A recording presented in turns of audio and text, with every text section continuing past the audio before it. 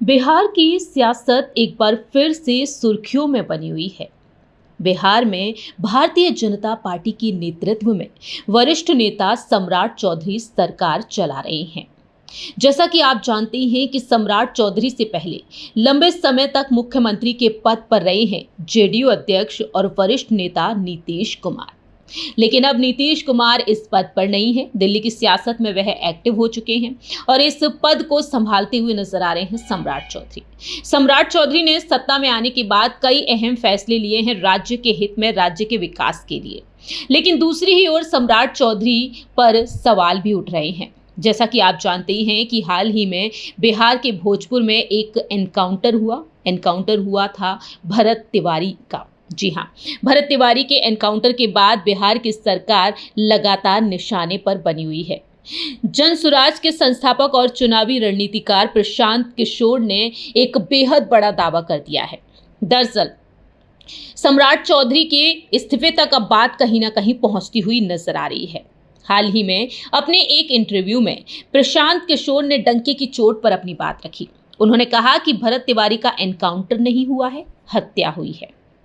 बिहार की नई सरकार पर निशाना साधते हुए प्रशांत किशोर ने कहा, सम्राट चौधरी पहली बार सत्ता में आए हैं, उन्हें अनुभव ही नहीं है और जोश में आकर अपराधियों के खिलाफ खुला एक्शन की बात कर रहे हैं। वे राजनीतिक तौर पर अपरिपक्व हैं।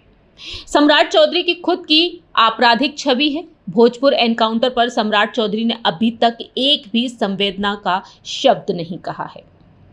बिहार के मुख्यमंत्री आपराधिक बैकग्राउंड की बात करते हुए वह कहते हैं कि सम्राट चौधरी पर भी 7 हत्या का आरोप है, लेकिन नाबालिग का सर्टिफिकेट दिखाकर वह जेल से छूट गए थे।